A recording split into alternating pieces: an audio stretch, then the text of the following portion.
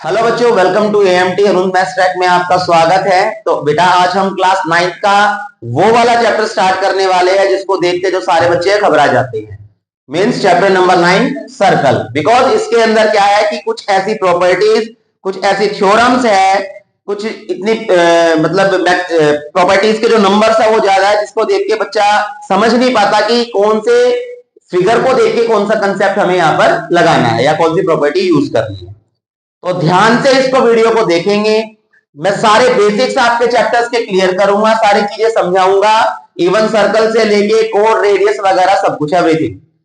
ठीक है, तो ध्यान से देखना है। बेसिक स्टार्ट करने वाले हैं। नंबर 1, सबसे पहले बेटा हम बात करेंगे एक सर्कल की।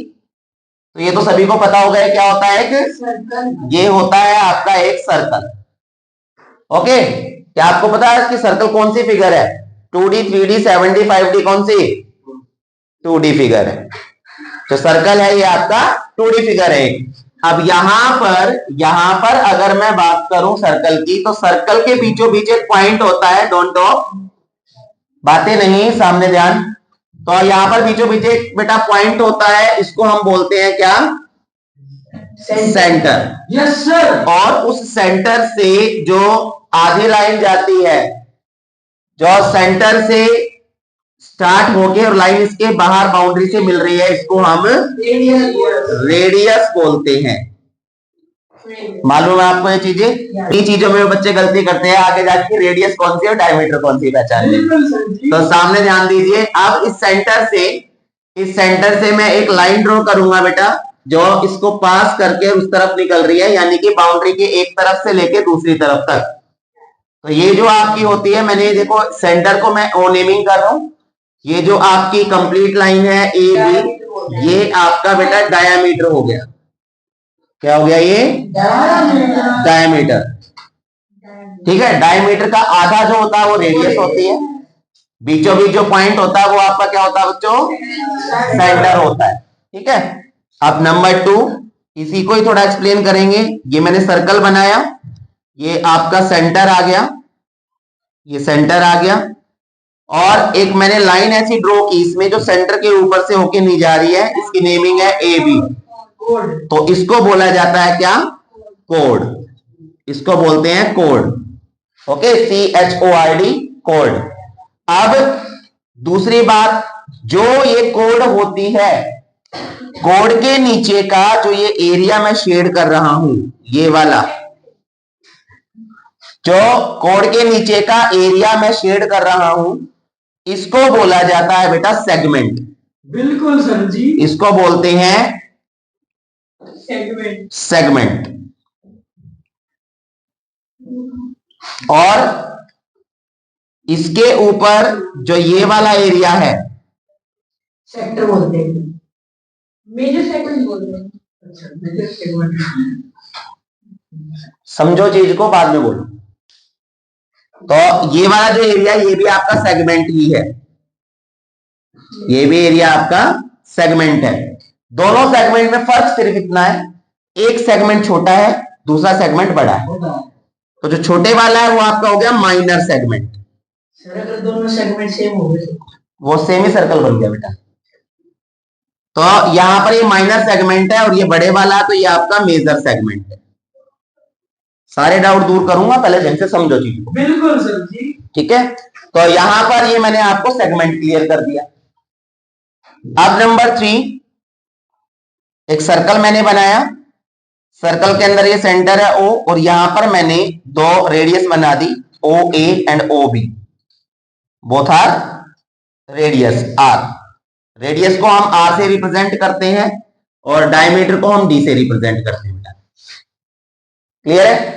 yes, अब यहां पर तो सेक्टर, दो रेडियस के बीच का जो ये एरिया आ रहा है, जिसको मैं शेड कर रहा हूं इस तरीके से, तो रेडियस के बीच जो एरिया बन रहा है उसको हम सेक्टर बोलते हैं। इसको हम सेक्टर बोलते हैं। और ये जो आपका एरिया है, जो मैंने इस तरीके से स्ट्रेट लाइन से शो कर रहा हूं मैं इसको, बिल्कुल सर। ये भी आपका सेक्टर ही है। क्यों है सेक्टर? बिकॉज बच्चों ये भी रेडियस के बीच में ही बन रहा है, कोड के बीच में नहीं है। कोड के जो नीचे होगा, जिसको कोड बांटेगा, जिसको कोड डिवाइड कर रहा है, एरिया को अलग कर रहा है, वो आपका सेगमेंट है। और जिसको रेडियस अलग कर रहा है, उसका मतलब वो आपका सेक्टर है। समझ में आई ये बात? Yes sir. तो यहां पर ये छोटा था इसलिए इसको बोल दिया गया बेटा माइनर सेक्टर, माइनर सेक्टर। और जो ये बाहर वाला है, जो बड़े वाला है, इसको बोल दिया मेजर सेक्टर। ये आपके दोनों चीजें जो मैंने पढ़ाया आपको, ये आपके 10th क्लास में भी काम आएगी। स्पेशल चैप्टर है एक ऐसा, एरिया रिलेटेड टू सर्कल में। बिल्कुल सर। तो ध्यान से समझना है इनको। अब ये आपका मैंने जो है यहां पर सेंटर क्लियर कर दिया, रेडियस क्लियर कर दी, डायमीटर क्लियर कर दिया, कोड मैंने बता दी क्या होती है। उसके बाद कोड के नीचे का ऊपर का जो एरिया है वो आपका सेगमेंट होते हैं, और दो रेडियस के बीच का जो एरिया होता है वो आपका सेक्टर्स होते हैं। उसको भी माइनर और मेजर में डिवाइड किया गया है। तो ये सारी क्लियर हो गई चीज आपको? Yes sir. अब हम बात करते हैं प्रॉपर्टीज की, कि इसके अंदर जो प्रॉपर्टीज है वो कौन सी यूज की जाती है। नंबर 1, अब मैं बात करूंगा प्रॉपर्टीज की। तो नंबर 1, अगर कोई सर्कल है बेटा मेरे पास, ठीक है, और सर्कल के अंदर मेरे को जो है दो इक्वल कोड्स गिवन है, मींस यहां पर मैंने ये कोड बनाई ए बी, और यहां पर कोड बनाई मैंने सी डी। यहां पर जो आपका ए बी है वो इक्वल है किसके? सी डी के। तो जब कभी भी कोई दो कोड इक्वल होगी एक ही सर्कल के अंदर, तो उन कोड से जो सेंटर के ऊपर एंगल बनेगा, तो आप देख सकते हो यहां पर दोनों कोड ने सेंटर के साथ एंगल सब्टेंड किया है, एंगल बनाया है। तो कौन सा एंगल बना रहा है यहां पर ये एंगल बन रहा है ये वाला ए ओ बी, और ये एंगल बन रहा है यहां पर सी ओ डी। ये दोनों कोड इक्वल है। तो जब कभी भी एक सर्कल के अंदर दो कोड्स इक्वल होगी और वो दोनों कोड सेंटर के ऊपर एंगल बनाएगी, तो वहां पर दोनों एंगल भी इक्वल होंगे। तो यहां पर जो प्रॉपर्टी है वो लिखेंगे हम equal codes of a circle subtend equal angles at the center। तो ये पहली प्रॉपर्टी हमने सीखी, समझ आई सभी को? Yes sir. नंबर टू के अंदर मैंने एक सर्कल बनाया, यहां पर मैंने कोड बनाई ए बी सी डी, ये सेंटर है, सेंटर के ऊपर मैंने एंगल बना दिए दो, और यहां पर जो गिवन है, यहां ये गिवन था, यहां पर आपको गिवन है कि एंगल ए ओ बी, जिसको मैं डार्क करके दिखा रहा हूं, ये वाला angle A O B equal है सीओडी के। Angle A O B equal है एंगल सी ओ डी के, ये गिवन है। तो जब कभी भी किसी सर्कल के अंदर दो कोड से इक्वल एंगल बनेंगे सेंटर पर, तो समझ जाना उस कंडीशन में जिन कोड से ये एंगल बन रहे हैं, ये वाला एंगल बन रहा है ए बी कोड से और ये वाला एंगल बन रहा है सी डी कोड से, तो उस कंडीशन में जो ये कोड्स है उनकी लेंथ आपस में इक्वल हो जाएगी। तो यहां पर हमने सीखा था अगर कोड इक्वल है तो एंगल इक्वल बनेंगे, और यहां पर अगर एंगल इक्वल है तो इसका मतलब कॉस इक्वल होगी। समझ आया ये? तो हम इसको लिखेंगे यहां पर प्रॉपर्टी कि angles equal angles subtend at center always drawn from equal chords.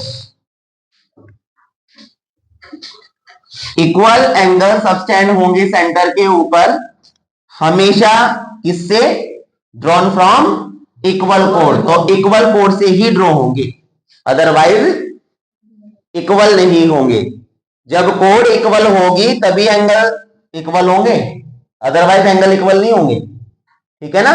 तो ये दूसरी प्रॉपर्टी थी हमारी, समझ आ गई सभी को? ओके, अब जो है नेक्स्ट पे आते हैं बेटा हम अपनी प्रॉपर्टी नंबर 3।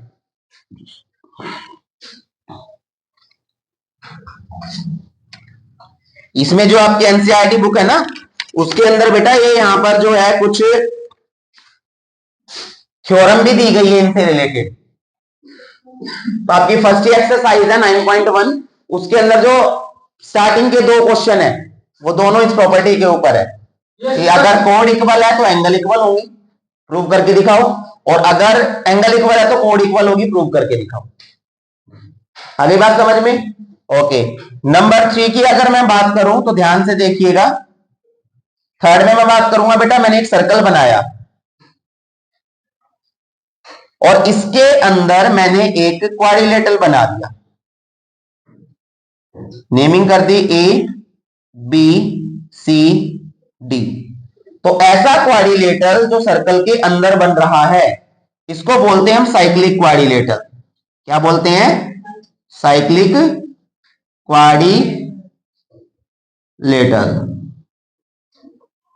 और साइक्लिक क्वाड्रिलेटरल जो प्रॉपर्टी कंप्लीट करता है, पूरी करता है, वो ये करता है कि कभी भी अगर किसी सर्कल के अंदर कोई क्वाड्रिलेटरल दिखे, मींस साइक्लिक क्वाड्रिलेटरल, तो उसके अपोजिट एंगल, जैसे मान लो मैंने ए ले लिया और ये बी ले लिया, सॉरी सी ले लिया, तो अपोजिट एंगल ए प्लस सी हमेशा 180 डिग्री होगा।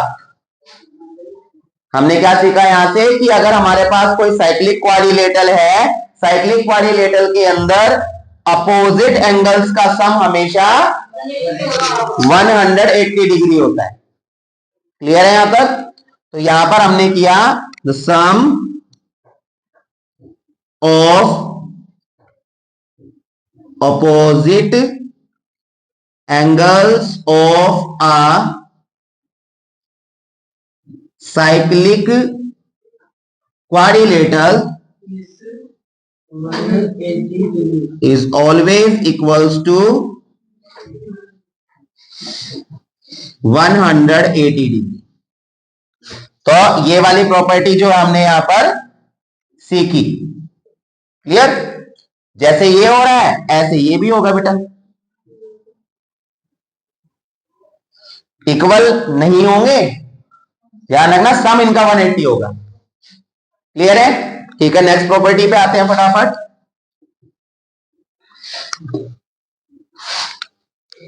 अब आ गए हम अपनी प्रॉपर्टी नंबर 4।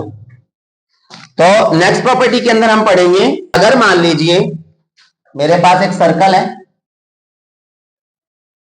और सर्कल के अंदर एक कोड है बेटा ए बी, और ये आपका सेंटर है ओ। तो ओ से कभी भी जब कोड के ऊपर एक परपेंडिकुलर ड्रॉ किया जाएगा, ये मैंने परपेंडिकुलर मान लिया, तो वो हमेशा उस कोड को इक्वल टू पार्ट्स में डिवाइड करेगा।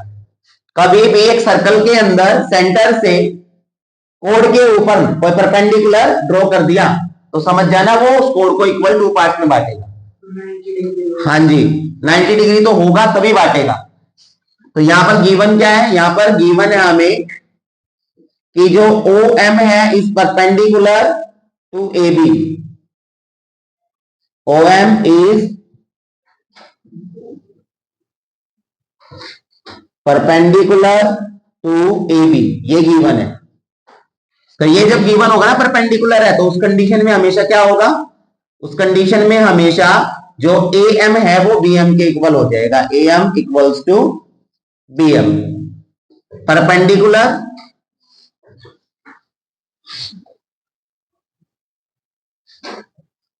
Drawn from centre is always drawn from center on a chord always bisect the chord। तो ये वाला था आपका। जब कभी भी हमने क्या देखा कि यहाँ पर जो ये परपेंडिकुलर है तो इसका मतलब जो है ए बी को O M equal to part में बांट रहा है। यहाँ पर जो ए एम है वो किसके इक्वल आ जाएगी, बी एम के इक्वल आ जाएगी। क्लियर। उसके बाद नंबर 5 जो को है आपकी प्रॉपर्टी, उसमें बताया गया है कि एक सर्कल है मेरे पास और ये सेंटर है, यहां ए भी दे दिया और जो ओ एम है यहां पर या ओ एन मान लो, तुम्हारी मर्जी है, वो ओ एन इसको इक्वल टू पार्ट्स में बांट रही है। अब यहां पर गिवन क्या दे दिया हमें गिवन दे दिया कि O N bisects A B, O N bisects A B, O N जो है ए बी को बराबर दो भागों में बांट रही है। तो समझ जाना अगर इक्वल टू पार्ट में बांट रही है तो इसका मतलब जो ये यहां पर एंगल बनेंगे ये आपके 90 डिग्री के होंगे, तभी बांट रही है, अदरवाइज नहीं बांटती। अगली बात समझ में। तो यहां पर प्रॉपर्टी आ गई कि align bisects align drawn from centre bisect a chord, then it's a perpendicular on this chord। अगर एक लाइन ड्रॉ की जाए सेंटर पे, एक लाइन ड्रॉ की गई सेंटर से और वो बाइसेक्ट करती है कोड को, तो समझ जाना कि इट्स अ परपेंडिकुलर, वो लाइन जो है वो परपेंडिकुलर है ऑन दिस कोड, इस कोड के ऊपर। ठीक है, समझ आ गया यहां तक। आगे बढ़ते हैं। तो बेटा अब हम अपना जो है प्रॉपर्टी नंबर 6 करेंगे, सामने ध्यान देंगे सभी। यहां पर प्रॉपर्टी नंबर 6 में मैंने एक सर्कल बनाया, सर्कल के अंदर ध्यान से देखना, ये दो इक्वल कोड बना दी मैंने, A B and C D. Question के अंदर गिवन है कि जो ए बी कोड है वो इक्वल है किसके, सी डी कोड के। ये सेंटर है आपका। तो ध्यान रखना जब कभी भी जो इक्वल कोड होगी सर्कल के अंदर, तो इक्वल कोड्स होगी, तो उनकी जो कोरस्पॉन्डिंग आर्क होगी। अब आर्क किसको बोलते हैं, जो आपके ये बाउंड्री दिखाई दे रही है सर्कल की, उसका अगर मैं कोई पार्ट लेता हूं, टुकड़ा लेता हूं, तो उसको आर्क बोलते हैं। जैसे यहां पर मैंने जो शो करना है, मेरे को शो करना है कि अगर ये आपकी कोर्स इक्वल है, तो ये कोर्स जिस आर्क के ऊपर बन रही है, तो ये आर्क है जिसको मैंने रेड कलर से शो कर रहा हूं मैं, ये आर्क है। तो अगर कोड इक्वल होगी तो इसकी लेंथ ऑफ आर्क भी इक्वल होगी, दोनों की आर्क की लंबाई इक्वल होगी। तो यहां पर जो प्रॉपर्टी है वो है आपकी, if two chords of a circle are equal,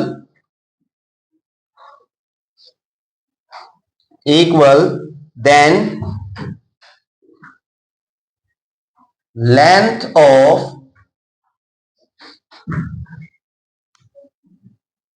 corresponding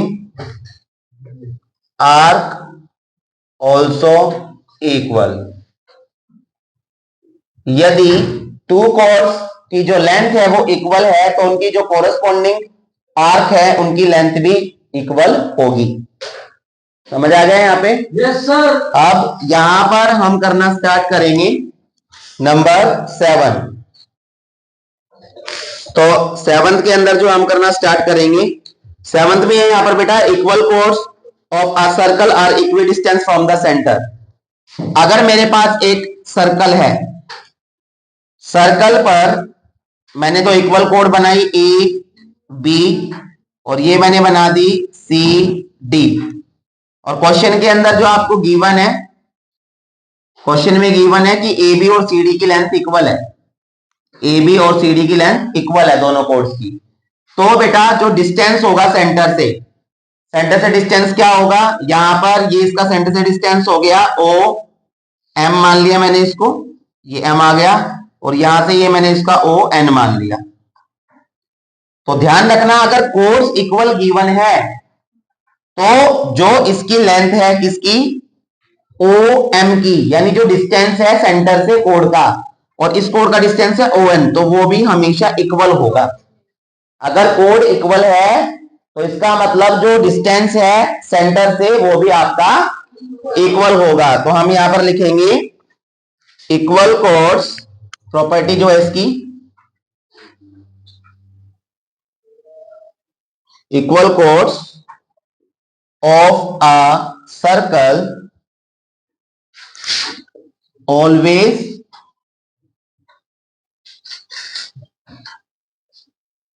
equidistant from the center, वो हमेशा सेंटर से इक्वल डिस्टेंस पे हो। समझ आ गई ये वाली? Yes sir. नेक्स्ट जो है आपकी congruent arc of a equal arcs of a circle subtend equal angle at the centre.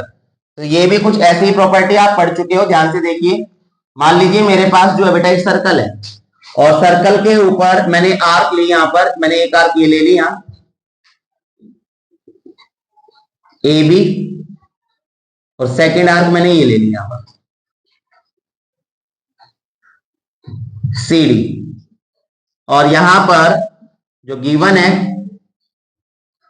बेटा, जब मैं पढ़ाऊं तो बात करो तो एक तो मुझे पसंद नहीं है, ठीक है, और आप लोगों का नुकसान तो ही रहा है। डोंट बी ओवर कॉन्फिडेंट, ये मत सोचो मुझे सब कुछ आता है। क्वेश्चन ऐसे आ जाएंगे कि होश उड़ जाएंगे तुम्हारे। बिल्कुल सर जी। तो सामने ध्यान दो, यहां पर क्वेश्चन में गिवन है length of arcs A B and C D are equal. आपको लेंथ इक्वल दी गई है यहां पर इन दोनों आर्क की। तो यहां से इन दोनों ए बी से और यहां सी डी से अगर तुम एंगल बनाओगे ना इनके ऊपर, सेंटर के ऊपर कहने का मतलब, तो ये आपके एंगल भी इक्वल होंगे। शरीर को कष्ट दोगे तभी पकेगा शरीर ये, और इसको जितना छुई मुई बना के रखोगे उतना ही आगे परेशान होगे। देख लीजिए यहां पर जो प्रॉपर्टी हमने सीखी कि equal chords of a circle always subtend equal angles at center। ये आपकी प्रॉपर्टी थी, यानी कि कोड इक्वल है तो सेंटर के ऊपर इक्वल एंगल बनेंगे, ठीक है ना। इक्वल आर्क्स, बिल्कुल इक्वल आर्क्स है, यहां पर आर्क की बात की थी हमने, कोर्स तो हम पढ़ चुके हैं। तो अगर इक्वल आर्क है तो इक्वल आपके बनेंगे क्या, एंगल सेंटर के ऊपर। फटाफट देख लेते हैं, खत्म करते हैं इसको। नंबर 9, अगर मान लीजिए एक सर्कल है बेटा मेरे पास, और सर्कल के अंदर ये सेंटर है आपका, मैंने एक सेंटर के ऊपर एंगल बनाया है यहां से ए ओ बी। तो ये जो एंगल बन रहा है हमारा, ये वाला जो एंगल बन रहा है, ये मैंने बनाया ए बी से, इन दो पॉइंट से ए बी से। अब इन्हीं ए और बी से इनका यूज करके अगर मैं अदर पार्ट पे, सर्कल के अदर पार्ट पे एक एंगल बनाता हूं, तो यहां पर इस एंगल का नाम मैंने सी रख दिया, ए सी बी, सी रख दिया। तो ध्यान रखना कि जो ये वाला एंगल होता है सेंटर के ऊपर, वो हमेशा डबल होता है किससे, सेगमेंट के एंगल से। ओके, तो यहां पर जो गिवन था, यहां हम प्रॉपर्टी लिख देते हैं सीधी यहां पर। यहां प्रॉपर्टी हमने सीखी क्या, the angle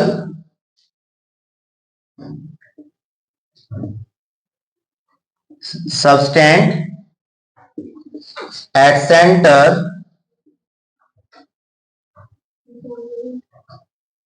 centre is always double than the angle subtended on other part, या रिमेनिंग पार्ट आप लिख सकते हो, remaining part of the circle. तो बुक वाली लैंग्वेज ना लिख के थोड़ा सा सिंपल लैंग्वेज बनाने की कोशिश की है, तो ये आप थोड़ा सा देख लीजिएगा। क्वेश्चन में लिखा है कि एंगल सबटेंड हो रहा है सेंटर के ऊपर, इज ऑलवेज डबल, डबल होगा इससे, then the angle subtended on remaining part of the angle, जो रिमेनिंग पार्ट पे एंगल बना है उससे। ठीक है, और जो है आपकी नंबर 10 प्रॉपर्टीज है, ये आपके ध्यान से देख लीजिएगा, प्रॉपर्टीज खत्म हो जाएगी फिर। अगर मान लीजिए मेरे पास एक सर्कल है और सर्कल के अंदर यहां पर 2 पॉइंट है ए बी, और यहां से मैंने एक एंगल बनाया है यहां ए सी बी, और यहीं से दूसरा एंगल बनाया है क्या, ए डी बी। तो जब सेम पॉइंट से और सर्कल के एक ही सेगमेंट में एक ही तरफ 2 एंगल बनेंगे ना सेम पॉइंट से, 2 एंगल हमेशा इक्वल होते हैं। ठीक है, तो यहां पर हमने क्या पढ़ा, हमने यहां सीखा कि angle subtend in same segment from same point is always